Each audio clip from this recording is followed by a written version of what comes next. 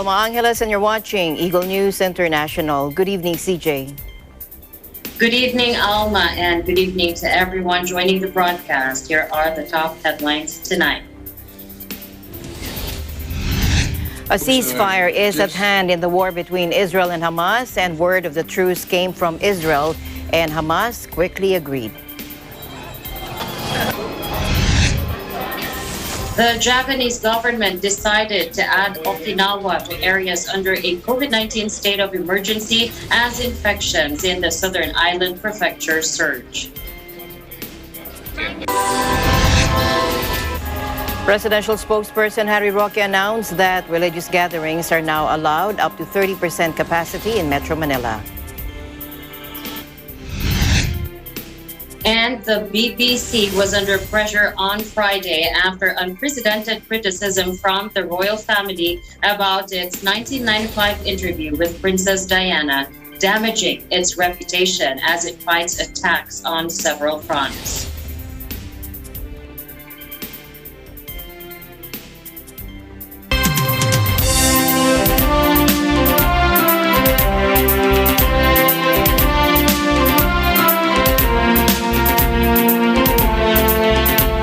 A ceasefire is at hand in the war between Israel and Hamas. Word of the truce came from Israel, and Hamas quickly agreed. If this holds, it will end 11 days of fierce fighting that killed at least 230 Palestinians, civilians, and 12 Israelis. Diplomatic sources told AFP in Cairo the two Egyptian delegations will be dispatched to Tel Aviv and the Palestinian territories to monitor its ceasefire implementation and procedures to maintain stable conditions permanently. Let's listen in. Folks, I've just spoken with Prime Minister Netanyahu. Earlier today, I spoke with President al-Sisi of Egypt. Prime Minister Netanyahu informed me that Israel has agreed to a mutual unconditional ceasefire to begin in less than 2 hours. The Egyptians have now informed us that Hamas and the other groups in Gaza have also agreed. In my conversation with President Netanyahu, I commended him for the decision to bring the current hostilities to a close within less than 11 days. I also emphasized what I've said throughout this conflict.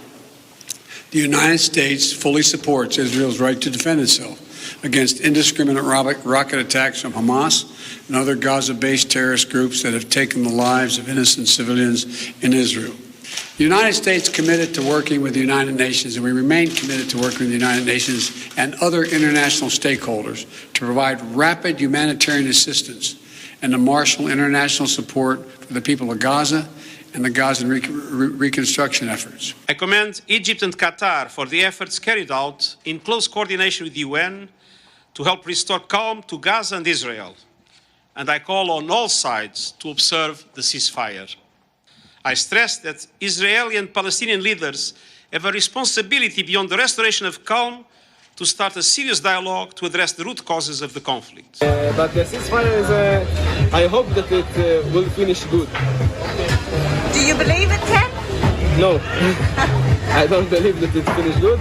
It will be 1 year, 2 years till it continues. The situation is quite difficult because every time basically like there's a fight and we'll fight them, they'll fight us back, people are dying, and then right before we're about to finish the situation, we stop. Then it starts again and again and again, and people are dying, and it's terrible, and like you just have to like finish it up. Any side should win, it doesn't really matter who. Now, Gaza City was quiet under a cover of clouds with only a thin column of smoke wafting into the skies after Israeli airstrikes came to a halt. Now, celebrations meanwhile were heard on Gaza streets in the minutes after the truce began as cars honked their horns and some guns were fired in the air, according to AFP journalists. While in the occupied West Bank, joyful crowds also took to the streets. With no alert sounding in Israel to warn of incoming Hamas rockets, calm reigned across much of the Jewish state. Tensions began earlier this month when several Palestinian families living in the East Jerusalem neighborhood of Sheikh Jarrah were threatened with eviction from their homes. Jewish settlers claimed the properties were owned by Jews prior to 1948. Last week, Hamas threatened to fire rockets at Israel unless Israeli forces left the Temple Mount, and Israel refused to have its troops vacate the premises. Hamas then launched rockets towards Jerusalem in response, and the Israeli military launched an offensive against Hamas in Gaza. The Israeli military called the operation against Hamas Guardians of the Walls. A reference to Jerusalem, Hamas called it attacks against Israel, Sword of Jerusalem.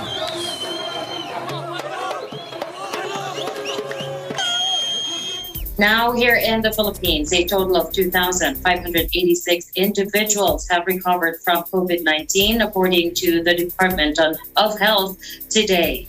In its daily COVID-19 bulletin, these new recoveries brought the country's total to 1,096,109 recoveries, or 93.6% of 1,171,403 infections since the start of the pandemic last year. The DOH also reported 6,256 new cases, bringing the country's active cases to 55,531, or 4.7% of all cases. Of these active cases, 93.5% were manifesting mild symptoms, 2% were asymptomatic, 1.8% had severe symptoms, 1.4% were in critical condition, and 1.22% had moderate symptoms. It also reported 141 new deaths, bringing the country's total of COVID-19 fatalities to 19,763, or 1.69% of all infections.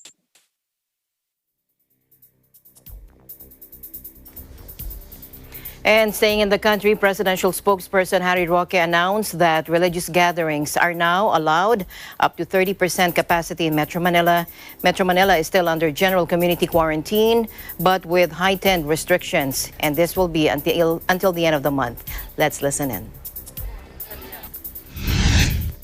Nagpulong po ang inyong IATF kahapon kung saan nagsabi ang Metro Manila Council na pinapayagan ng mga mayors ng NCR ang religious gathering sa 30% venue capacity.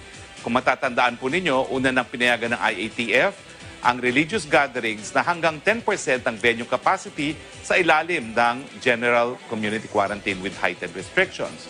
Ngunit binigyan ng discretion ang mga local government units na taasan ang venue capacity ng religious gatherings na hindi tataas sa 30% allowable venue capacity.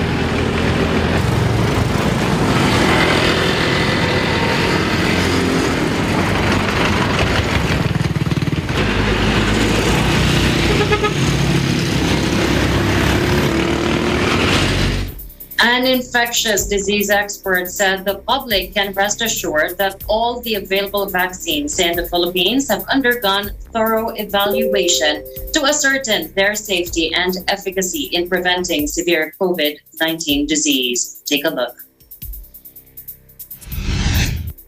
Ang panawagan natin is kung ano yung available na bakuna, yun na yung kuhanin nila. Kasi lahat naman ng bakuna na available at na-approve ng yung may EUA ng FDA, lahat yon very, very good ang resulta in terms of preventing severe COVID and preventing you from dying from COVID.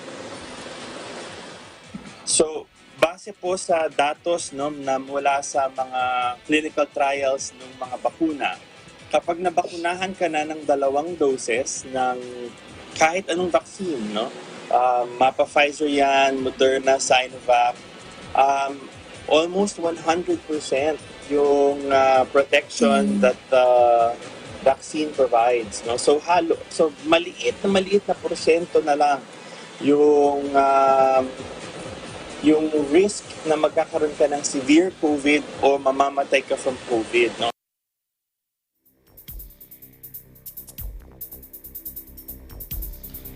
Meanwhile, Dr. Carl Hensen from the Philippine Society for Microbiology and Infectious Diseases also said that people have different reactions after COVID vaccinations. But he noted that allergic reactions and adverse events are different from the common side effects of vaccination.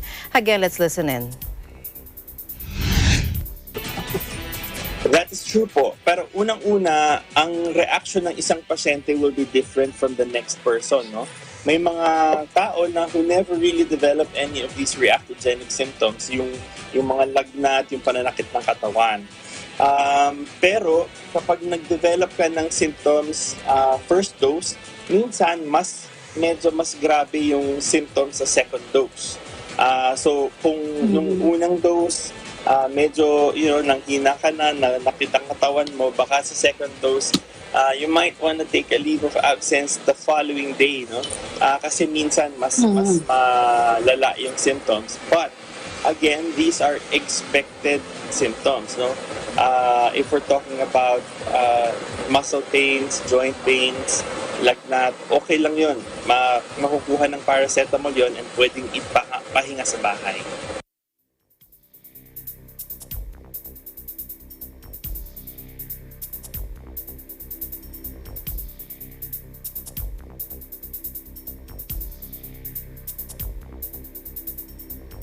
In other COVID news, Japan approves the Moderna and AstraZeneca vaccines, plus the Japanese government also decided to add Okinawa to areas under a COVID-19 state of emergency.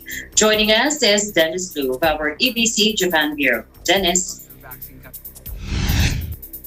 Good evening, Alma and CJ. Japan formally approved Moderna and AstraZeneca's COVID-19 vaccines on Friday, but the latter, the AstraZeneca, will not be used immediately because of lingering concern over very rare blood clots.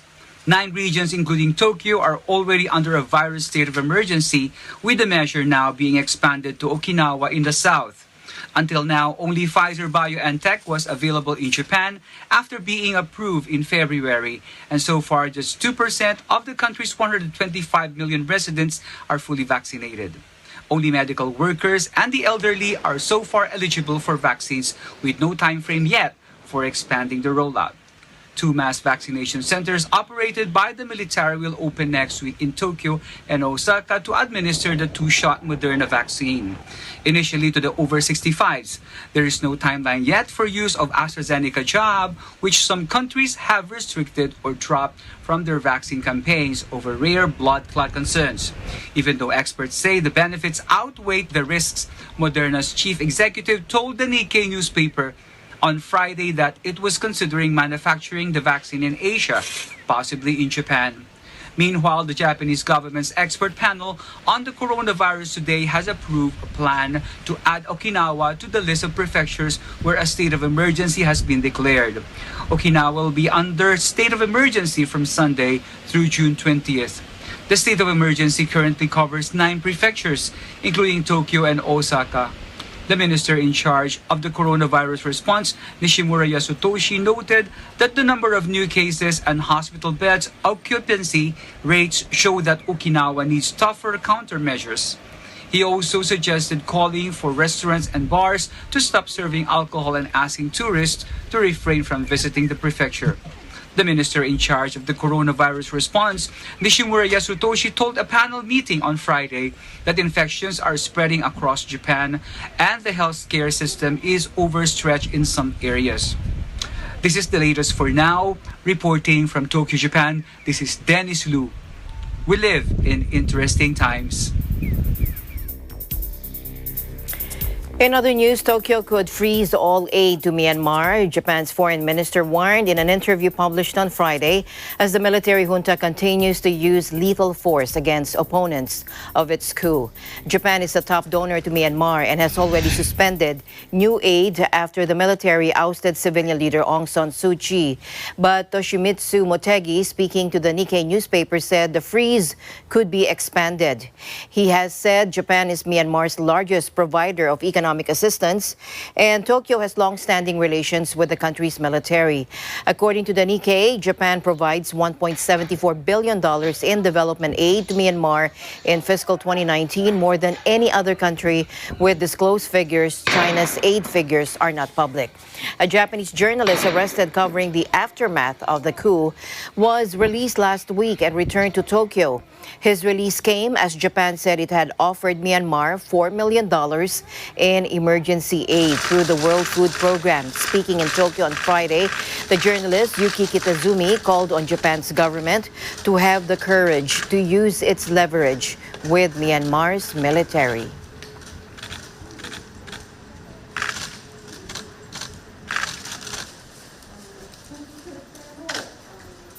In other news, Thailand extends its state of coronavirus emergency. We have Aaron Blucalieja for that report. Aaron.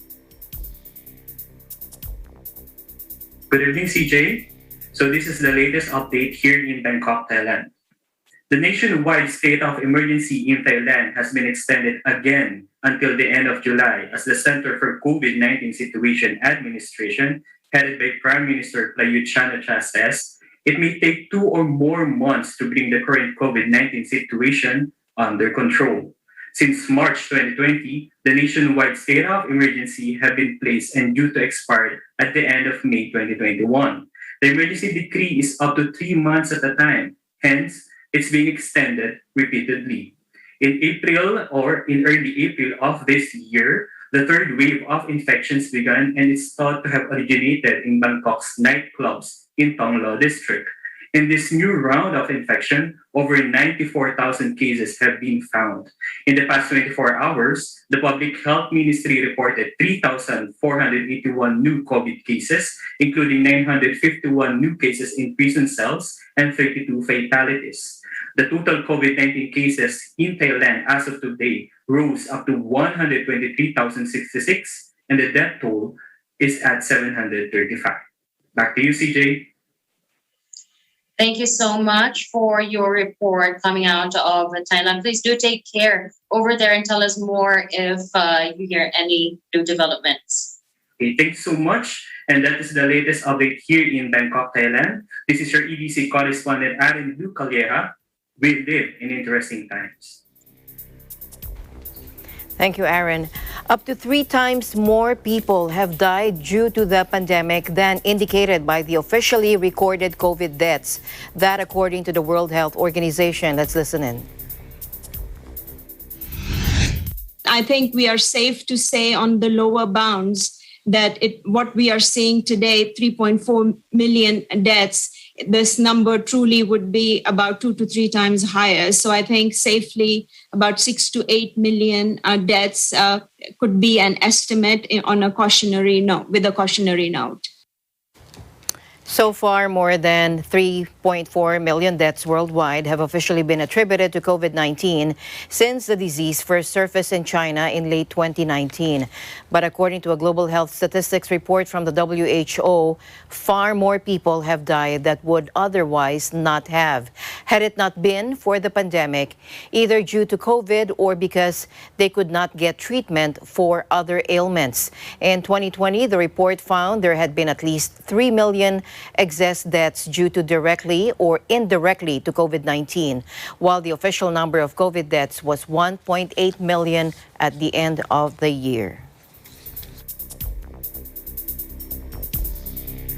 Major cities throughout Taiwan have announced new restrictions on indoor dining and mandatory ID registration in an effort to curb rising domestic COVID-19 infections. Food vendors and smaller restaurants are now only allowed to serve takeout food or make deliveries. The island has recorded triple-digit increases for the last 7 days. Taiwan on Wednesday raised its coronavirus alert level, tightening social distancing measures as it battled a widening outbreak. The level 3 alert was imposed on the entire island, with entertainment venues, libraries, sports facilities, and community centers closed. People are required to wear masks all the time when going out, while indoor gatherings of more than 5 and outdoor gatherings of more than 10 people are banned.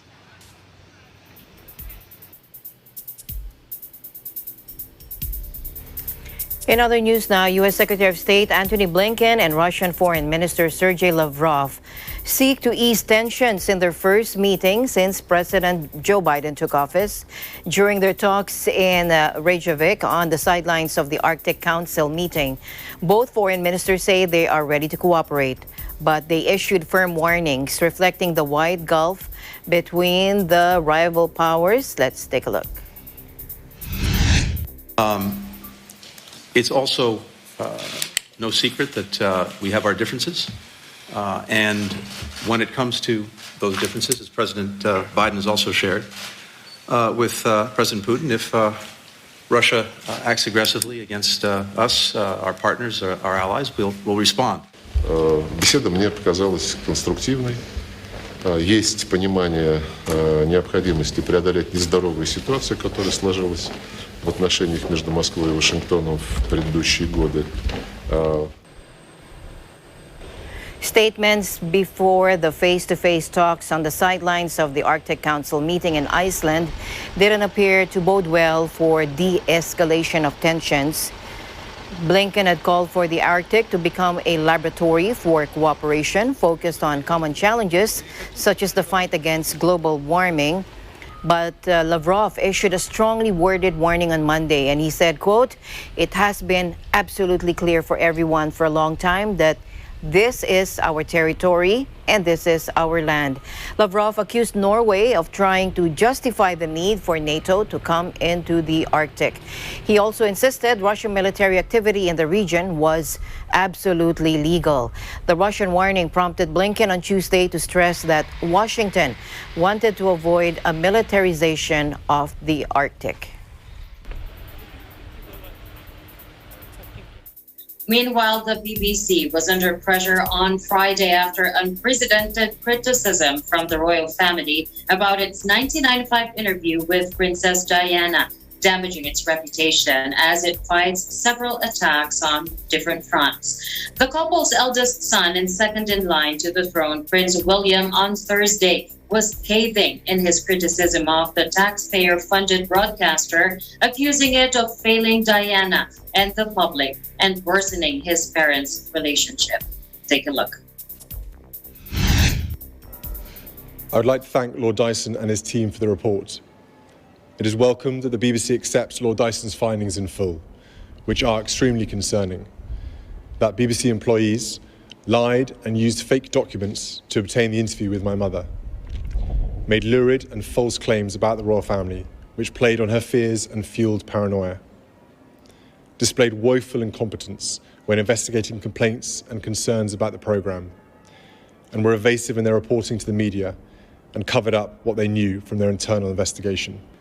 It is my view that the deceitful way the interview was obtained substantially influenced what my mother said. The interview was a major contribution to making my parents' relationship worse and has since hurt countless others.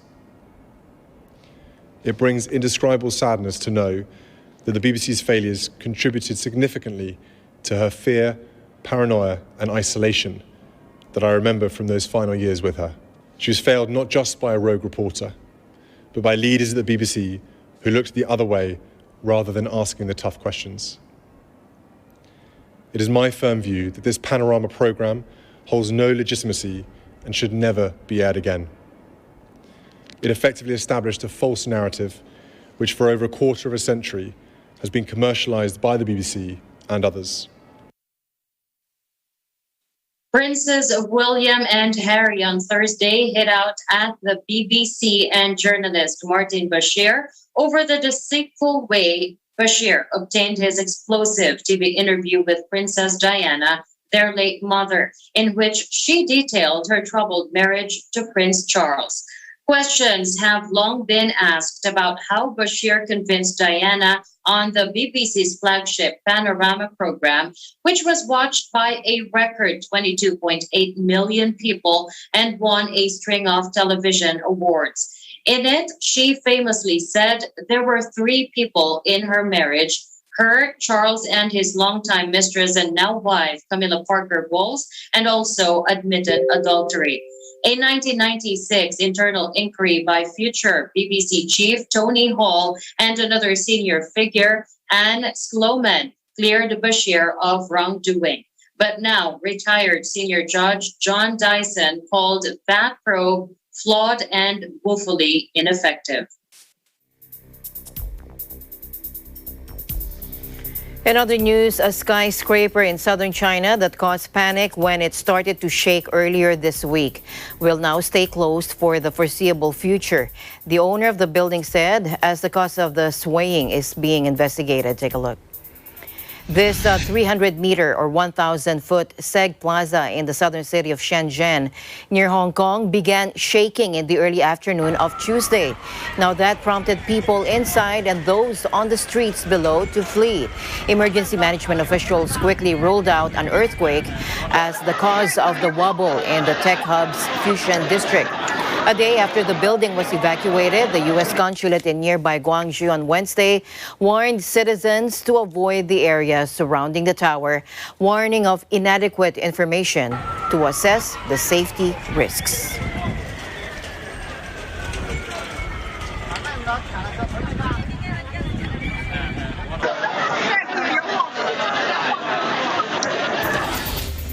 Pretty scary. And the news continues here on Eagle News. We'll be right back.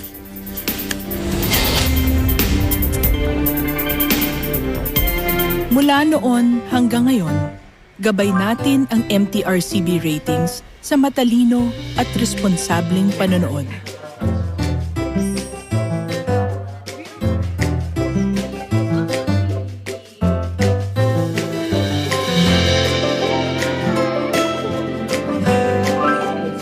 Sa tamang pagsunod sa MTRCB ratings, ginagawa nating ligtas at makabuluhan ang panonood ng bawat miyembro ng pamilyang Pilipino.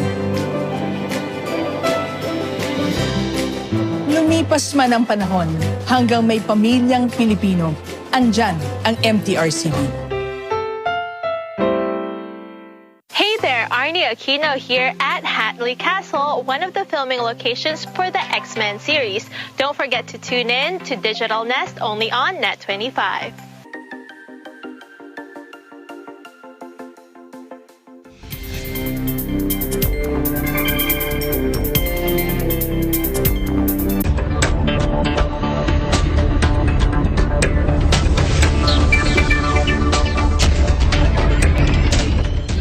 Welcome back to the news. The Interagency Task Force for the Management of Emerging Infectious Diseases, or IATF-EID, here in the Philippines has allowed the National Food Authority to hold the meeting of the ASEAN +3 Emergency Rice Reserve, or APTER. This after the IATF-EID considered the NFA's 9th meeting of APTER as an essential gathering. Take a look. Inaprubahan din po ng inyong IATF ang pagsasagawa ng 9th meeting of the ASEAN +3 Emergency Rice Reserve ng National Food Authority. Kinukonsidera itong isang essential gathering.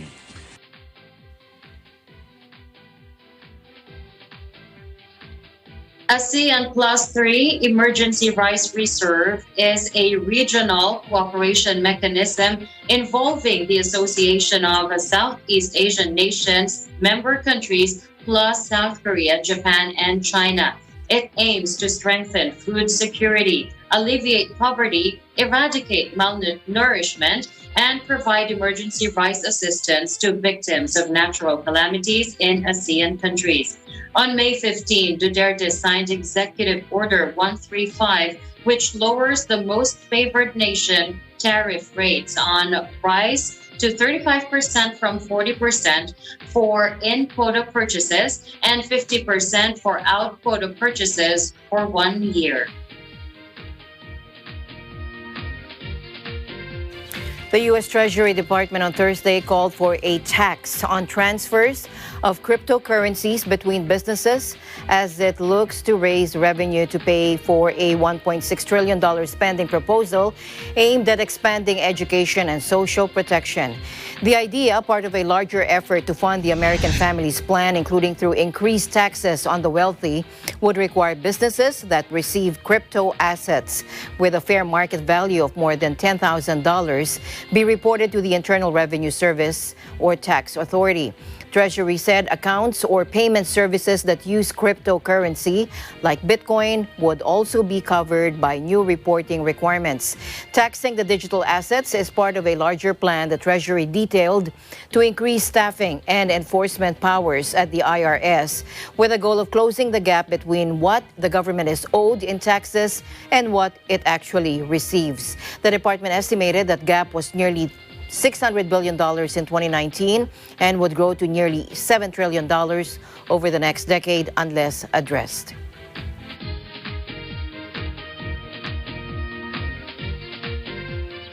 Facing a pandemic-induced labor shortage, the sun-drenched Australian state of Queensland on Thursday began offering a bundle of cash to anyone willing to work in paradise. Take a look.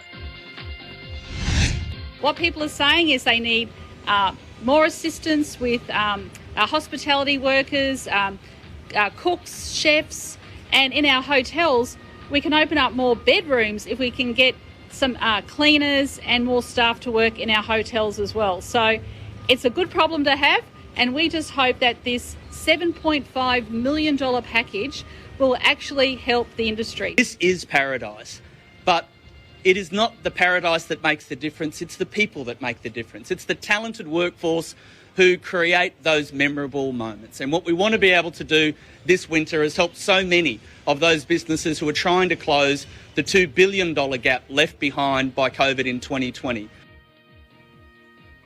Countrywide job vacancies are up almost 30% since the pandemic began, according to government statistics. The unemployment rate dropped to 5.5% in April, even as the government ended unprecedented wage subsidies and the economy is predicted to reach full employment next year. In Queensland, the problem has become so acute that Premier Anastasia Palaszczuk on Thursday offered $1,750 Australian dollars to anyone who moves there and starts a job in the tourism sector.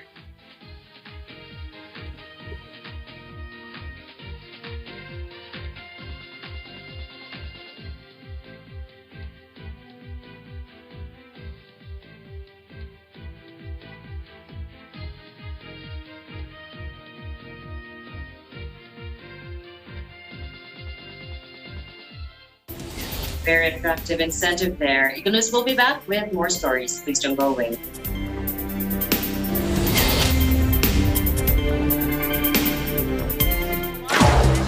Broadcast journalist Weng de la Fuente returns on Philippine television and radio to deliver top stories and engage with the country's policymakers, shapers, and movers. Tatalakayin ang mga pangunahing balita alas 7 ng umaga mula Lunes hanggang Biyernes. Live sa teleradyo ng Net25 at Radyo Aguila DCEC 1062. Kasama si Weng de la Fuente sa Balitalakayan.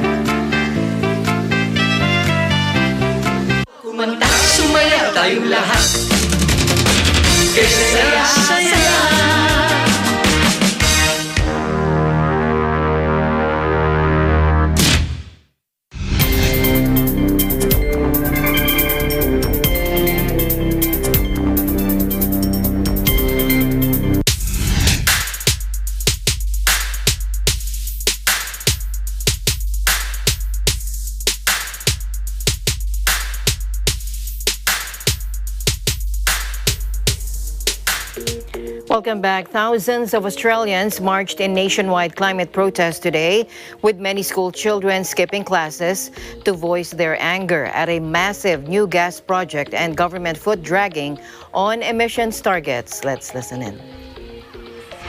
Young people are scared, to be quite honest, about our future because the government isn't providing any sort of real action on climate, and we're not sure what our future is going to look like. We don't know if it's going to be a safe future. So we don't understand the point in working so hard in school when we're graduating to a future which is just going to be full of extreme environmental event after extreme environmental event. Now, at events from Perth to Brisbane, protesters urge the Conservative government to do more to tackle climate change, which is already hitting Australia hard. Prime Minister Scott Morrison this week swatted aside the International Energy Agency's warning that key emissions targets will be missed if more fossil fuel projects are built. His government on Tuesday announced hundreds of millions of dollars of taxpayers' money will be used to construct a new gas-fired power station near Sydney. And the facility will be built in the picturesque Hunter Valley, where residents go to the polls in a state by-election on Saturday.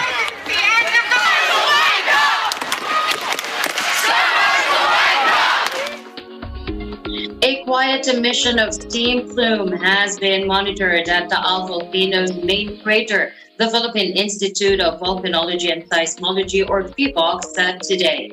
This began intermittently at 11 p.m. on Thursday with the onset of rains, PHIVOLCS said on its Facebook page.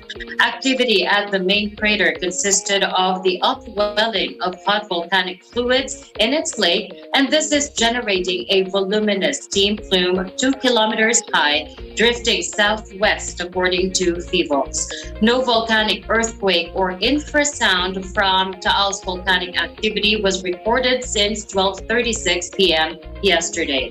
In the past 24 hours, 10 volcanic earthquakes, including 2 low-frequency volcanic quakes and 8 volcanic tremor events that lasted 8 to 37 minutes, were recorded in Taal. PHIVOLCS Director Renato Solidum Jr. earlier said the varying number of volcanic quakes in Taal in the past days were due to the non-continuous magma and gas movement. PHIVOLCS reiterated that entry into the island, especially in the vicinities of the main crater and the Daang Castilla fissure, must be strictly prohibited. And we invite you to take a look at these images showing the moment Italy's Stromboli volcano erupts with ash rising into the sky. Now, actually, Italian volcanoes Etna and Stromboli have had bursts of activity within hours of each other. The first to go was the Sicilian volcano Mount Etna, which sent up a 500-meter-high lava fountain after a bout of volcanic activity started about 2:20 a.m. local time. Meanwhile, Stromboli, as you can see here, an island in the Tyrrhenian Sea north of Sicily, erupted with a roar about 2:50 in the afternoon Wednesday local time. Stromboli is among the most active volcanoes on Earth, and activity levels had been rising in recent days. Etna has erupted often.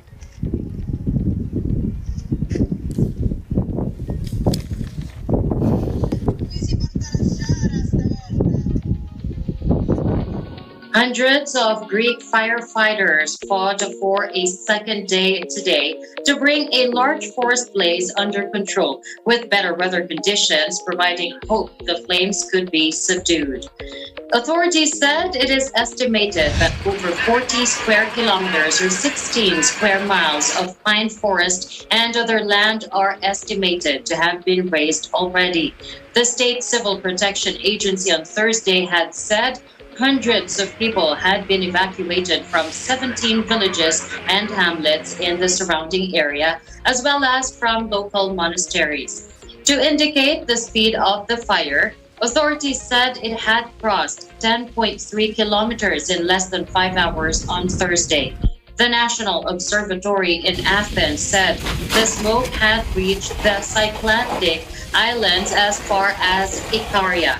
The health ministry recommended people limit physical activity and close doors and windows. Wildfires pose a challenge for Greece every year during the dry summer season, with strong winds and temperatures frequently exceeding 30 degrees Celsius or about 86 degrees Fahrenheit.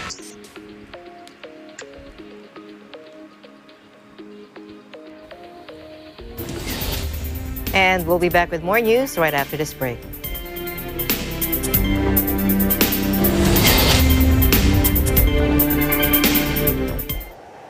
Innovation, digital disruption, globalization. Startups, micro, small, and medium enterprises, as well as large corporations, all face interesting challenges in the market today. Peek into the world of exciting opportunities and partnerships to drive growth with the latest business news and information. We are open for business. Your weekly dose of entrepreneurial inspiration to update you on the latest developments in the world of business. Get up close and personal with CEOs and thought leaders to help you discover valuable insights, sharpen your instincts for smart decision making with the latest markets and economic trends, disruptive ideas, global innovation, social entrepreneurship, and other leading-edge business ideas. Join the conversations to create a more vibrant environment for entrepreneurship. Catch Open for Business, from vision to action.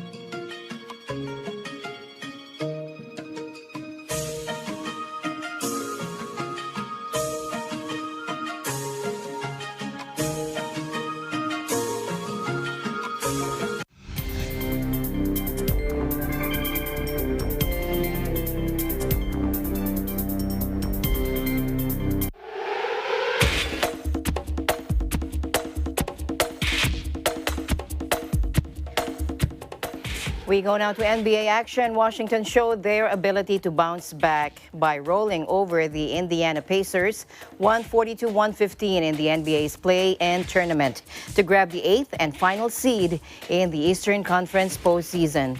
Russell Westbrook and Bradley Beal were back in top form, combining for 43 points and leading a 16-0 second quarter run in the dominating win that came 2 days after a frustrating 118-100 loss to the Boston Celtics in the play-in opener.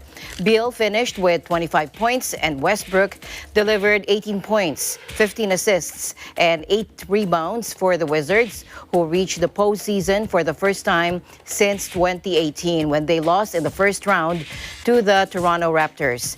The Wizards move on to play the top-seeded Philadelphia 76ers with the first game scheduled for Sunday. The Wizards finished the regular season as one of the hottest teams in the league by winning 17 of 23. They won all 4 games against the Pacers this season, averaging 139.7 points.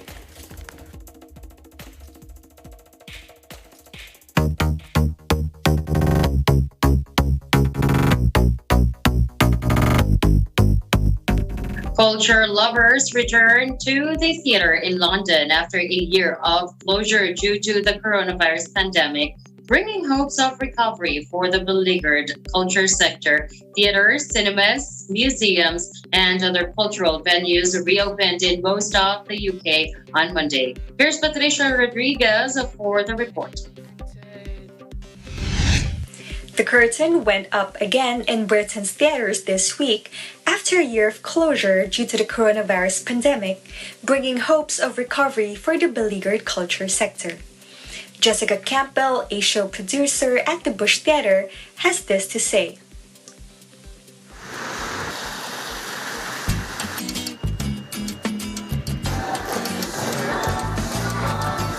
Approximately 70 minutes notice.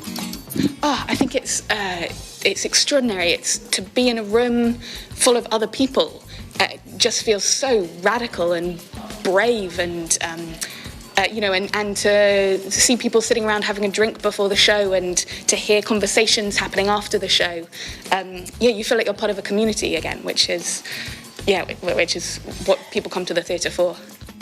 College lecturer and theatre lover Dennis O'Brien, 49, seized the opportunity to visit London Bridge's theatre on Monday as restrictions on indoor mixing were finally eased.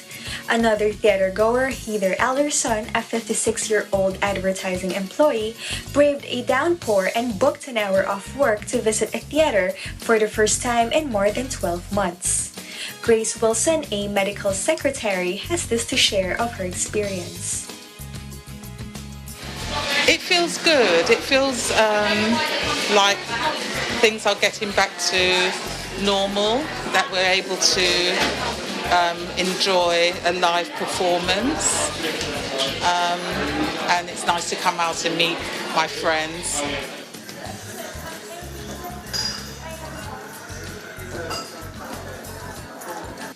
Agatha Christie's The Mousetrap, the world's longest-running play, returned to St. Martin's Theatre in London's West End Entertainment District on Monday. A special concert production of Les Miserables also takes center stage at the Sondheim Theatre from Thursday, while A Midsummer Night's Dream returns on Shakespeare's Globe from Wednesday. But despite the reopening, many larger venues will not welcome back theater goers immediately, as social distancing requirements mean some shows will not be profitable.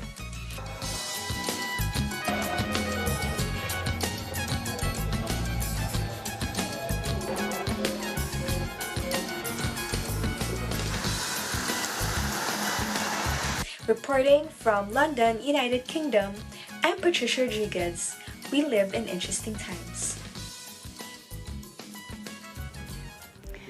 And finally, in our news, scientists at Thailand's Chulalongkorn University Veterinary Science School have been working with a team of labs and retrievers in recent months to train them to sniff out coronavirus cases. Take a look.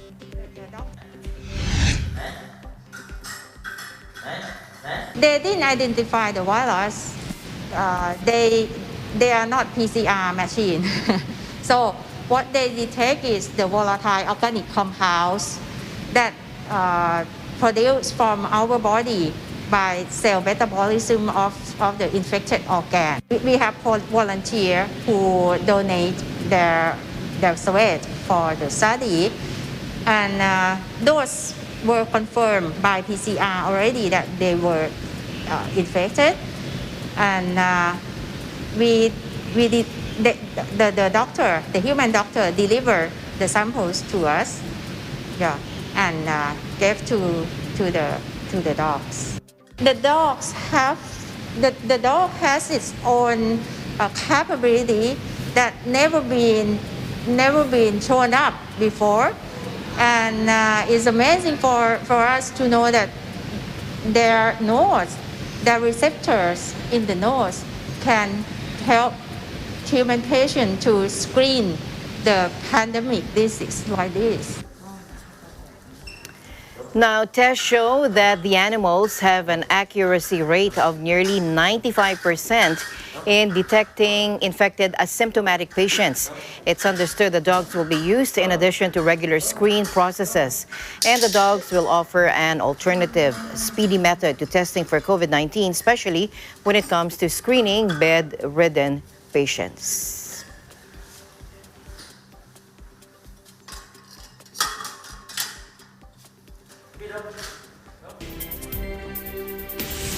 There you go. Interesting. The dogs can do a lot of things. That's why we love them.